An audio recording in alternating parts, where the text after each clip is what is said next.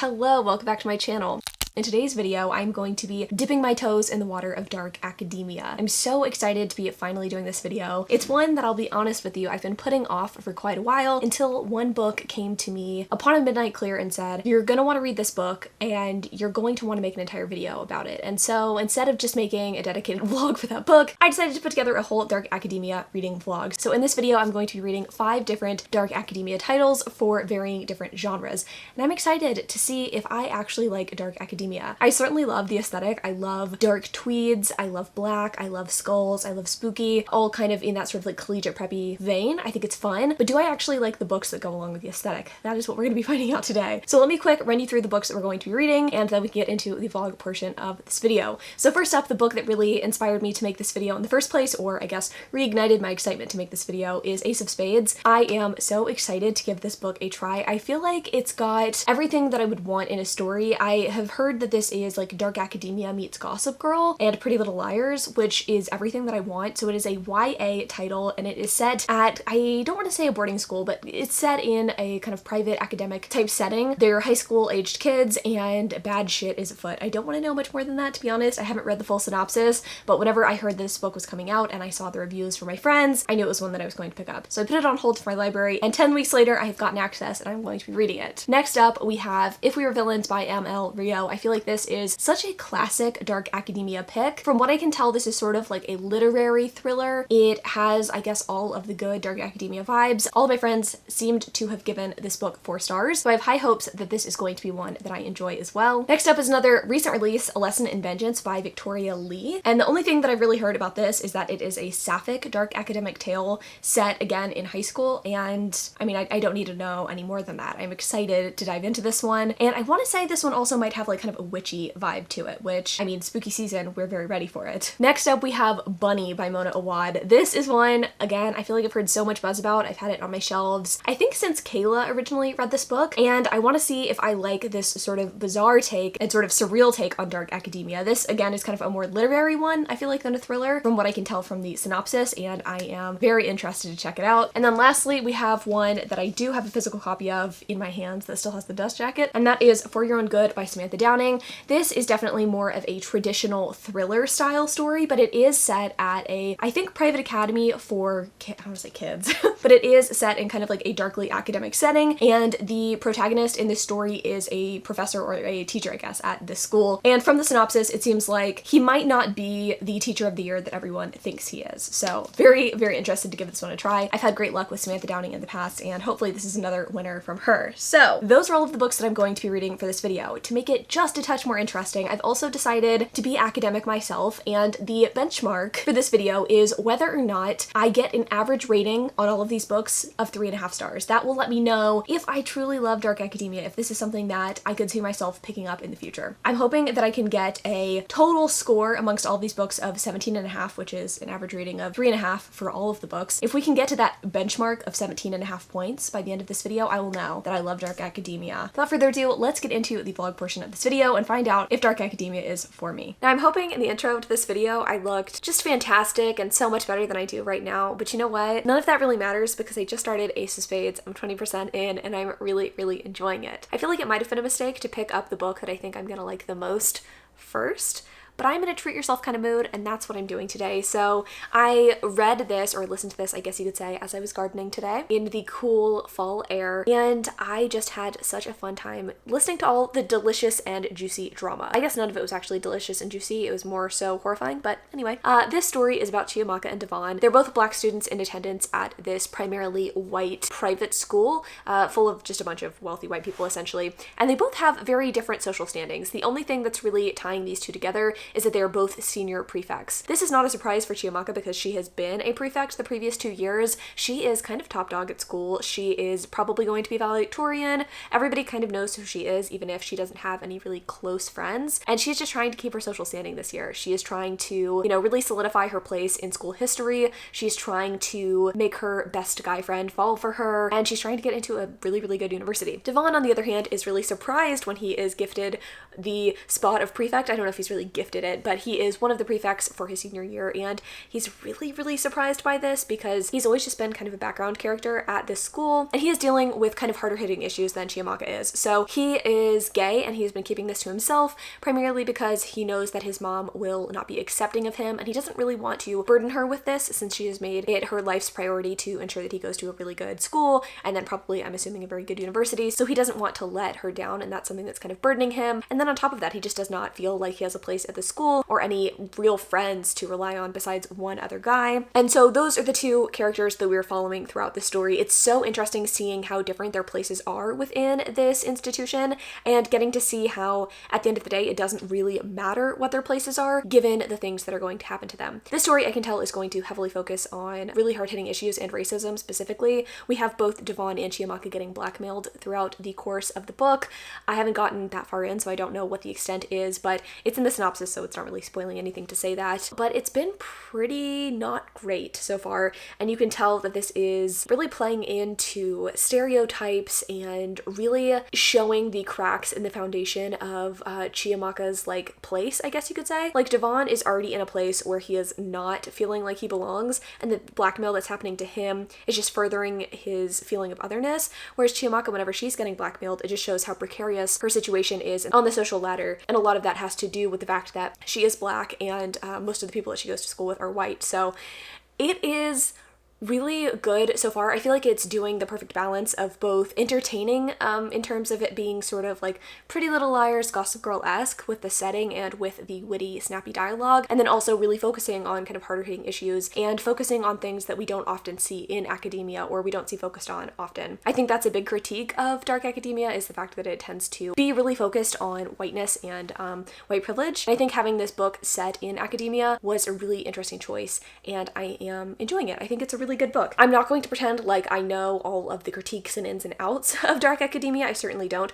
But again, I do know that like one of the main ones is its whiteness, and I like that this book is just kind of like turning that idea on its head. So that's where I'm at. I'm 20% in. I'm going to continue reading this book tonight. My goal is to finish it because it's due at the library tomorrow. I'm going to probably update you at the 50% mark, though I don't know how much I'll really be able to say given that there is sort of like a mystery quality to this book that I don't want to spoil, but I'll try to do my best at letting you know how I'm feeling throughout this journey. But so far so good, and I definitely understand why this book is getting the buzz that it's getting. Okay, so I am a little bit more than 50% into Ace of Spades, and I actually do have updates, I guess, surprisingly. I don't really want to spoil any of the twisty plot points since this is kind of a mystery thriller-esque dark academia YA contemporary. I am really enjoying some parts of the story and enjoying other parts of the story a lot less. I think what I'm finding is that Chiamaka's storyline is so much more interesting to me than Devon's story. I think primarily because hers is at least balanced.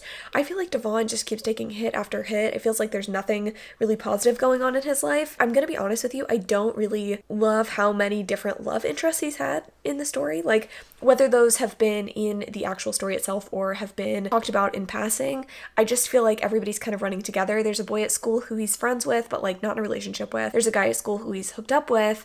There is a guy in his home life that he's hooked up with. I think there's another guy, I say home life, like in his personal life outside of school. There's a guy he's hooked up with. I think there's been 2 or 3 maybe outside. There's just a lot. There's a lot of characters for him. None of those have ended well. Like, his friendship with that guy, not going good.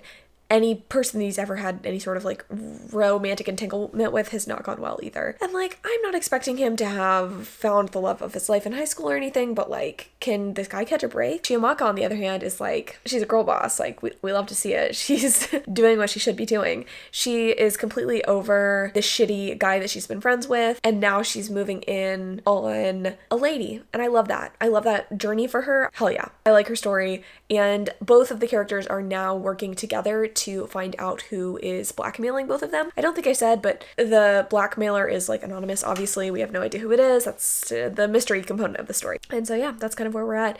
Not a lot of headway has been made in terms of figuring out who done it. So I will say it's moving a little more slowly than I wish it were. I honestly kind of wish there was maybe less time spent on the kind of romance components and more time spent on the like mystery part, but I'm still enjoying it enough to like continue on and be excited about the story. So, oh my god, I'm noticing how orange my cheeks look. I filmed another video today and I needed to like pack on the blush because my lights were washing me out, but on this camera though, I'm just looking messy. I'm gonna go ahead and finish this book and I will update you bright and early tomorrow morning on how I feel about it. I'm hoping that I have enough time to finish this tonight. I'm tired, but we're getting it done because it's a good time, and I feel like who doesn't want to have a spooky dark academia time late at night? You know what I mean? Like, I just feel like if there's ever a time to stay up and read a book, it's when you're reading dark academia in fall. Okay, so I have finished Ace of Spades and I really enjoyed this book. I think I'm going to end up giving it 4 stars, which means we are well on our way to getting to that 17.5 point threshold of me being into dark academia. Let me kind of run you through my final thoughts on this book. I feel like the ending was extremely chilling, but I had a couple of issues. Honestly, just one issue. So the lead up to the end of this book I thought was so well crafted and so deeply horrific that it gave me chills. I felt like it was fantastic, and even the things that I saw coming, I was still just viscerally reacting to. It was something that I thought was just so well done, and I think having such a great lead up made the ultimate conclusion, the very end of this book, feel a little bit lackluster by comparison. It's not to say that this book, you know, had a terrible ending or anything, but I feel like we get all of this, you know, final hurrah at the end of the book, and then the very end, the very conclusion, it just sort of didn't do all that I wanted it to do. I wanted there to be some sort of like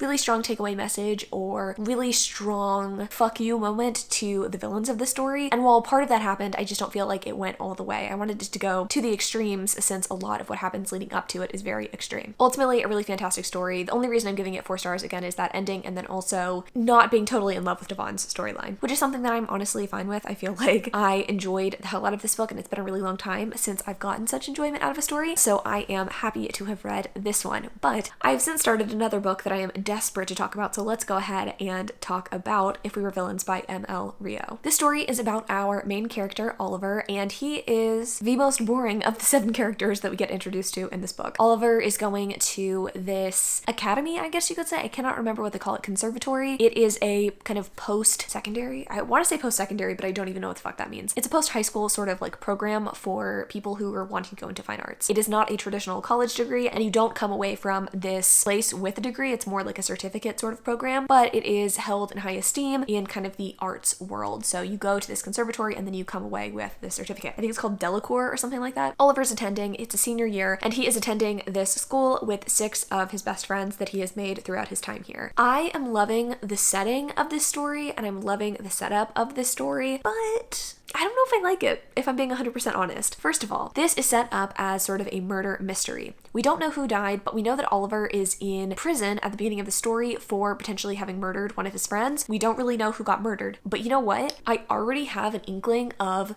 who died and who did it, neither of which is Oliver. So is this a well-told story? I don't know. Am I supposed to know at the 20% mark of this book who I think did it? I don't know. But I have strong theories, my friends. Strong theories. And it's funny because I just had this like lightning bolt moment in my brain of like who I think did this. And then I get a scene with these characters interacting and I'm like, absolutely. This is absolutely how it happens. What else can I describe about this book? Because I feel like I'm really not doing it justice. It's about these 7 characters. It is about their final year of school. They are performing a lot of Shakespeare because that's all that's performed at this conservatory or whatever. I think people are upset at the roles that they've been cast in for this final year. There are a couple of different productions in production. I know Macbeth is one of the plays, and I can't remember what the other one is, but there's a couple of different things at play, and we've got a lot of character dynamics and relationships that we're trying to work through. We're trying to get to know the characters, understand their roles in both their friendship circle and also in the plays, and then we're also, you know, trying to figure out what happened, what took place, who died, who did it. I'm really enjoying the way the story is told. It is feeling very atmospherically dark academia. I feel like when I was reading Ace of Spades, it wasn't so much the setting that was giving me dark academia as the dialogue and some of the kind of like nefarious goings on that was giving me dark academia. Here,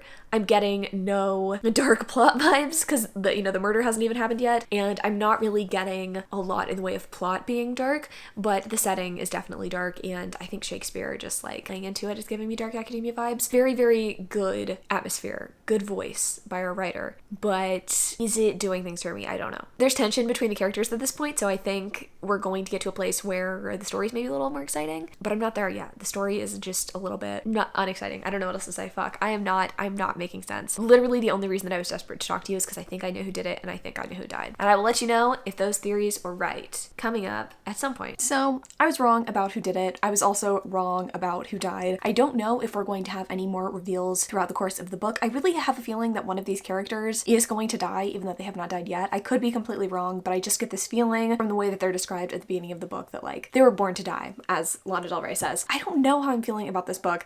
I don't want to get into spoilers because it is sort of a mystery thriller, but I think the best way to kind of sum up my feelings would be to say that the characters are feeling a little bit flat and one note to me, and I feel like the character motivations are not very clear either. Now, we're only in the head of Oliver, our like main character, I guess you could say, though he is kind of not really the main character in his own life. But my issue is that I really don't know what these characters are all about. The person who winds up dead basically has no personality beyond their character flaws, and I feel like that's sort of a recurring theme throughout the book. And the sad thing is, at this point, given where we're at in the book, I don't think we're ever going to get any sort of inclination as to why these characters feel the way they do and their dynamic. And I think part of that is the fact that like this is the senior year of all of these people. They've been friends for a while, but I wanted a little bit more reveal there on like the character dynamics and like why they behave the way that they do. At this point, everybody seems very flat. I don't understand their relationships very well. Everything just feels kind of surface level. And yes, I'm still enjoying the setting and the vibe of this book, but I'm just not really getting why people like this book so much. It's not bad, and I guess if you like Shakespeare, this could really do it for you, but I don't know that it's doing it for me. Frankly, the whole Shakespeare thing is like, I don't want to say off-putting, right? But does anyone really talk like these characters either? That's the thing. It's like when your personality is being a theater kid, I don't know what I'm trying to say. I'm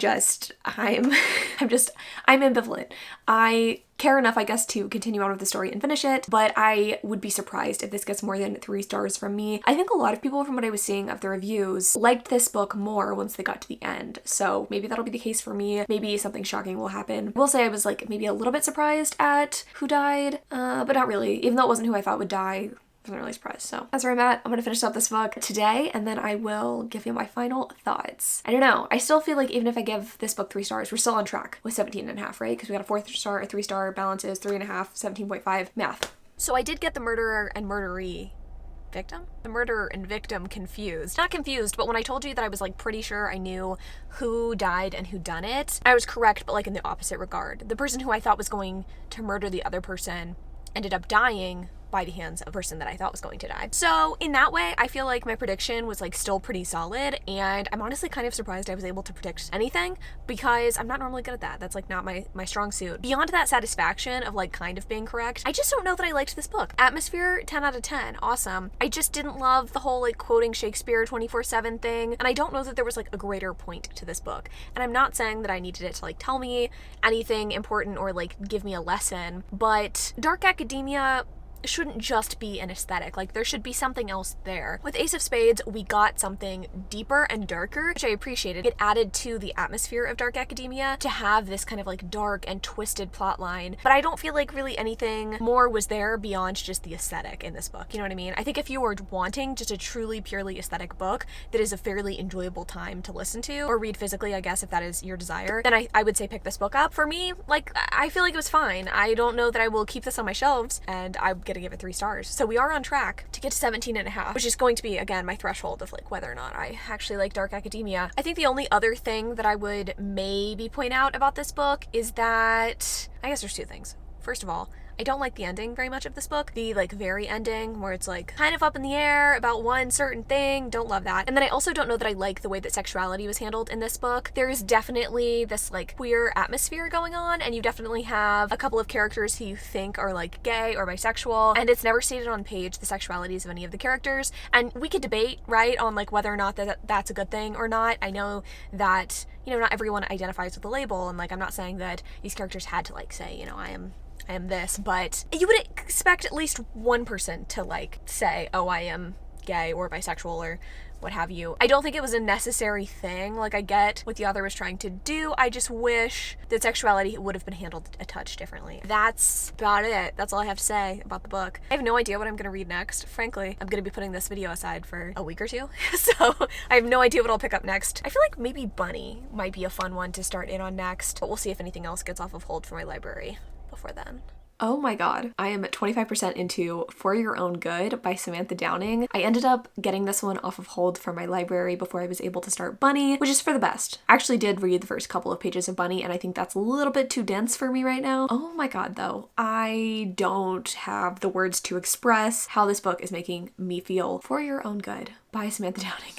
I didn't like Samantha Downing's last title. I really liked her first book. Is it My Lovely Wife? I liked My Lovely Wife. I didn't like the one that for some reason kind of reminds me of Alexis Rose from Schitt's Creek with like a shovel walking into a sunset. This though is just fulfilling my every wish. I feel like this, it's everything. It's everything to me. Okay, let me try to break it down. This story is about our hero. That's not the word I'm looking for. This is not a romance. This is about our protagonist, our main character, Teddy Crutcher. He's a teacher at this kind of like elite private school. I think it's a private school. And you can tell that despite Teddy winning the Best Teacher of the Year award, he might not be the best teacher. We open up into the book and Teddy is approached by a parent of one of his students. This parent asks if Teddy would reconsider his grade that he gave this kid. I cannot remember for the life of me the name of the kid. I want to call him Zach. I don't actually know his name. This student did a really good job on his paper, and we get to hear Teddy's internal dialogue about how much he hates this kid, how much this kid is such a piece of shit. Even though he wrote a really good paper, Teddy insisted on not giving him an A. And he doesn't tell the parent this, obviously, but this parent is like, okay, well, can you reread the paper? Because obviously he did a good job. And then Teddy says, absolutely not. That's not going to happen. He does offer the student a way to earn extra credit to bump up his grade so that he ends up getting like an A- in the class or something. But to get to that place, the machinations that Teddy does are kind of wild, and I think they're the first hint that this man is a little bit worse than we previously thought. At the beginning, I was like sympathizing with him. I was like, oh, you know, I'm sure it's annoying having a shitty student. I'm not a teacher, so I don't know what that's like, but I'm sure it's frustrating, and I was really relating to him. But then you also get the POV of the student, and you realize he's actually just a totally normal, nice kid, even if his parents are a little bit irritating and like controlling. You sort of like sympathize with him, and you're like, okay, maybe Teddy isn't that great. And then you hear more and more about the way that he is trying to make this extra credit absolutely impossible for this kid to get done. I don't want to go into the details because I just feel like it's more fun to read it on your own, but you can tell something's up. And then he has this interaction, Teddy has this interaction with a fellow teacher. To say that his reaction was a little bit uncalled for would be understating it. I don't know how much I want to share about what he does specifically that is just so unhinged, but the thing that he does definitely has consequences that we are just now getting to, and I'm loving it. This is reminding me a touch of You by Caroline Kepnes. I mean, it's not written in the second person, but Teddy's giving me like Slight Joe energy. He doesn't like murder people in cold blood. Does do some things that maybe are not the best. I think maybe something that is not really a spoiler to say would be he's really interested in herbs and their uses. There are many medicinal uses. And we're also learning about Teddy's wife who left him, and I'm curious to know why she left him and if we're gonna get more context into that. This is brilliant. This is everything that I wanted and I'm having a good time. I feel like this is serving that dark academic purpose the way I wanted If We Were Villains too. It's like a dark academic thriller, but I'm just much more preferring this POV. It's actually kind of reminding me a touch too of the new season of Gossip Girl where the teachers are like meddling in the lives of their students. That's definitely the case here. Just wow. I'm loving this. I cannot foresee this being less than 4 stars. I don't even care what the ending is. I don't even care if he gets caught. I just am loving this ride. And honestly, my jaw has been agape the entire time I've been reading this book, especially the last 20 minutes. I was just like, are you kidding me? Having a good time. I'll update you at the 50% mark. I'm sure a lot will change and a lot's gonna happen. So I finished For Your Own Good. I know I said I would update you at 50%, but clearly that didn't happen. And honestly, I don't know that it would have been exciting had I done that. Did I enjoy this book? I absolutely did. I thought it was really fun. Is this a 5-star thriller? No, sadly. What can I say about this book without spoiling it? I think if you are someone who enjoys anxiety in their thrillers, I think you're going to enjoy this book. It feels so messy, you don't know what's coming next, but nothing feels like truly out of left field, which I appreciated. Things progress in a way that I think you won't be surprised by, but there are a couple of things that happen that you're like, wow, this is wild. I was just really curious to see if Teddy would ever get caught for his actions or who the culprit was for some other things that happen, and you find out along the way, you know, what happens. And I mean, that's all that I can really say about this book without spoiling it, but it was really fun. I enjoyed it. I don't know if I'd call this like a true dark academia book, but I don't really know what that means. It was in a school setting and it was dark because people died. So, I mean, I would say this is about as darkly academic as something like Ace of Spades. I enjoyed that. I think I'm gonna give it 4 stars, which is, again, leading us into that 17.5 category, into that threshold for if dark academia is my thing, and I am happy with that. So 2 thumbs up from me. I think the next book that I'm going to read is going to be Bunny. I'm going to get through it. Like I said, tried it a couple of days ago and I was like, wow, really small font, really dense. We'll see about this, but I think I'm ready to brave the waters, mostly because it's like getting dark and kind of spooky outside. It hasn't been sunny in like 3 days, so maybe I'll read something kind of gloomy as a result. I mean, who knows? Maybe it's not gloomy, but it's categorized as dark academia, so one could assume the gloom. A good rhyme for you. Okay, I'm gonna start that one. I will be back. I don't hate it, but I don't like it either. And I think what is irritating me so much about Bunny by Mona Awad is that it feels pointless. It feels insubstantial. There's so many words and yet they mean so little. I have never gotten a good explanation for what this book is, and I keep chalking that up to people's explanations just not quite getting me to understand. And I don't know if this is an experience that everyone has, but I feel like oftentimes when I am watching people talk about books, I don't always fully get the vibe of the book that they're talking about. It might take 3 or 4 explanations of what a book is about by 3 or 4 different people for me to fully understand the vibe before I go into a book. And even then, I might still feel differently myself. This book, however, I don't think anyone has been able to explain properly, not because these reviewers are bad, but because this book makes no fucking sense. It's nonsense. It's absolutely nonsense. This book is about our main character, Samantha. She goes to the school and there are 4 blonde, kind of strange women, and they call each other Bunny, and they're very excitable and they're very feminine and they're very strange. They have invited her to their smut salon where they read pseudo-erotic tales, I guess you could say, and Samantha gets her first insight or look into what the inner circle is like. She is going to school with these women, and she is in some sort of like creative writing program, MFA. I don't really understand academia. I don't know what all the degrees are, but she's studying to become a writer. She's not having the best time. She also has like a very strange, intimate relationship with a woman named Ava. It's not queer, but it's not queer. She's kind of fighting her interest in becoming a bunny because she wants to appease Ava. It's just bizarre. It's really bizarre. I'm done with part 1 of this book. I'm about 118 pages in. I'm so bored. And it's so interesting that I think this book is supposed to have some sort of like commentary about academia and about how ridiculous it is, and yet this book reads so academically, so overwrought, so needlessly verbose. I don't know. I'm not liking it, okay? I'm gonna be honest. I'm just not liking it. And I don't want to continue, but I don't have an audiobook copy, so I'm gonna have to slog through the rest of this book physically. I think this is gonna bring our overall rating down, which is tragic, although I think we can take it because I can't anticipate anything being worse than this. So sorry to all of you who love this book. I just don't enjoy it, and I don't think I'm going to enjoy it. What is a gynecological hand gesture? I DNF'd Bunny at 40%. I'm just gonna be honest. I'm gonna be straight up. And, you know, I considered continuing on with this book because for some reason, for I Read Fives and Taste Test, the idea of DNFing a book just seems so outside of the realm of possibility. But I'm being kind to myself because I have a lot of other shit that I have to read this year, and frankly, why waste my time on something that doesn't interest me? This book is everything that it's trying to critique. It doesn't have any likable characters, and whenever things went from everyone having their own unique identity and personality to literally everyone being referred to as Bunny, it kind of lost me. And maybe it just becomes this amazing whimsical tale. Very well could. From what I could tell, that wasn't the case. And I just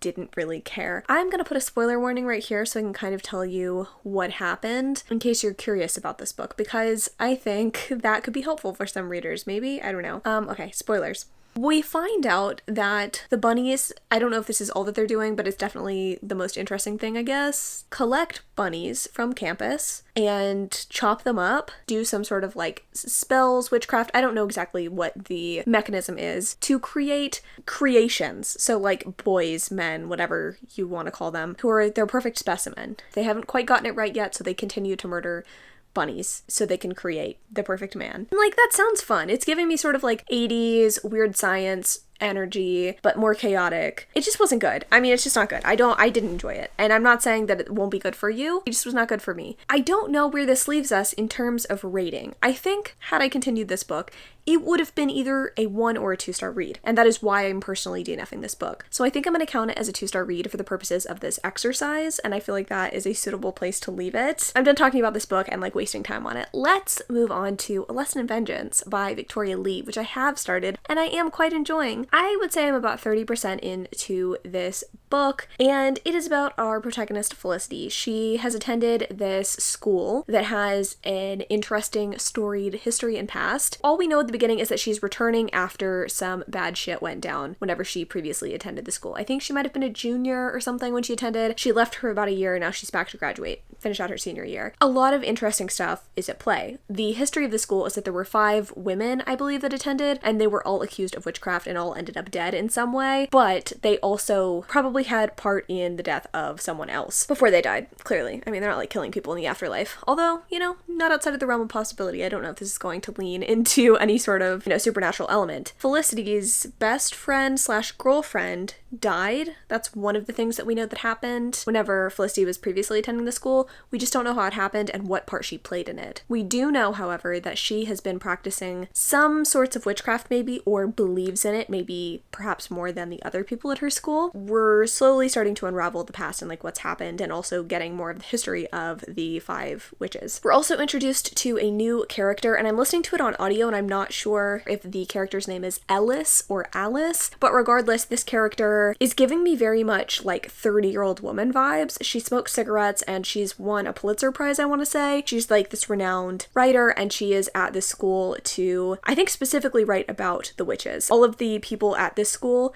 even though it's a high school, not like a college, have to have a thesis. Alice is having to write her, or wants to write her thesis on like the witches themselves. So I don't know. I could be completely off on this. I'm just kind of making shit up as I go. I'm very sleepy, but I'm determined to get this book done today. It's enjoyable. I think it's a fun book. I am loving the atmosphere. I think this and If We Were Villains definitely have the spooky elements down. I think both If We Were Villains and this one, like, there's like a boarding school or like a living element to it, which it makes you more enmeshed in the world, right? I don't really know where things are going to go, but we have been getting some vaguely supernatural feelings, I feel. I'm curious to see if it's going to lean into the supernatural or if we're going to get actual explanations for things. And I'm just curious to know what unravels of the history of Felicity and her girlfriend who passed away, and it's good. I don't know if this is going to be fantastic. Most of the reviews from my friends have been like, middle of the road, this was fine, didn't have a great plot. At this point, I don't really care that much about the plot. Like, as long as the vibes are good and it's witchy, like,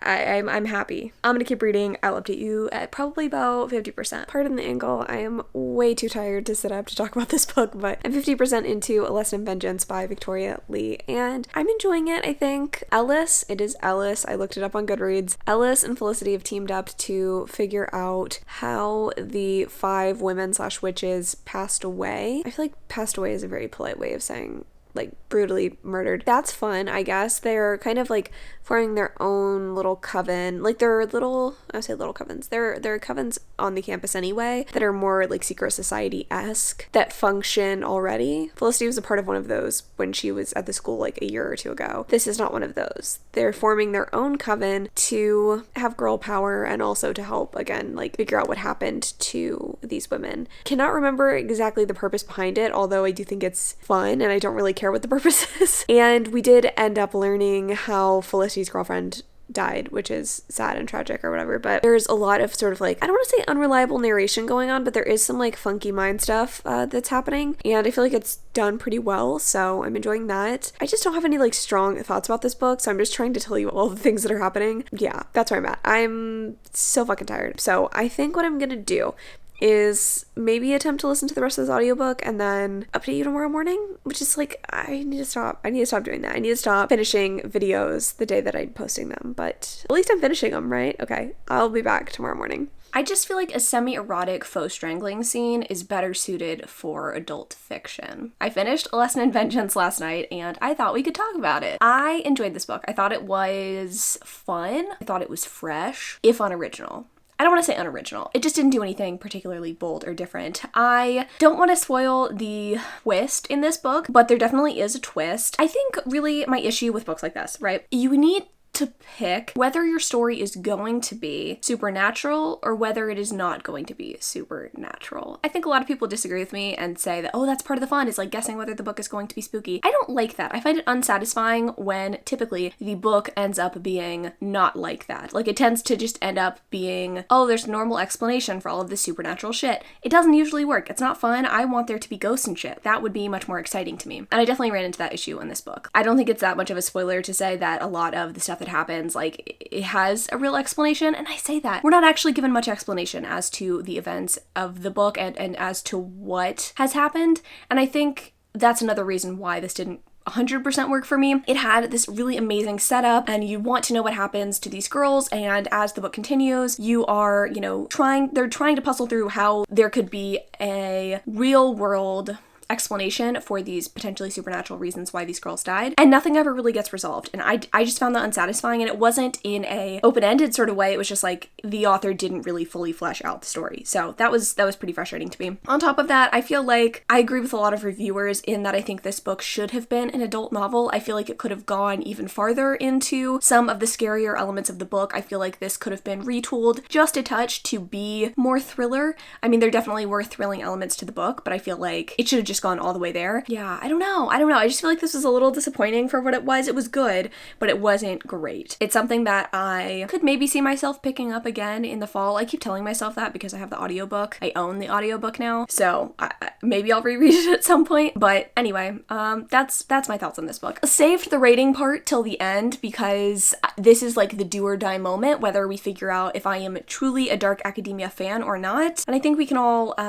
sadly assume that this book is not going to get us to that 17.5 point mark. This book is a 3-star read for me, sadly, which I think leaves us at 16 points total. And, I think that makes sense. I mean, it makes sense for who I am as a reader, but I enjoyed some of these books, and I do think it's given me more of an insight into what sort of dark academia stories I would pick up in the future. I think ones that are a more traditional thriller type dark academia story really work for me, and that maybe a literary dark academia or a YA dark academia doesn't really work. I say that. I mean, I liked Ace of Spades. I didn't like A Lesson in Vengeance as much. So much to ponder, much to think about, much to consider. Before I leave, I guess I will leave you with my recommendations. If you have not read any of these books, I highly, highly recommend you pick up Ace of Spades. It was just phenomenal. I think anyone could enjoy this book, even if you're not a big YA fan. I think you would really enjoy it. And then also, for your own good, I thought this was fun. It was just fun. It was different than any other like traditional thriller that I've ever read, and I just think, especially during spooky season, I just feel like it would be a really good read, especially in November. I feel like this is a really good November read. So that is it. My foray into dark academia is finished. I had a pretty good time doing this. I've learned things about myself, as I told you, and yeah, that's it. I don't have anything profound to say. Let's be honest. I'm gonna go. Thanks so much for watching. Love y'all so much, and until next Sunday.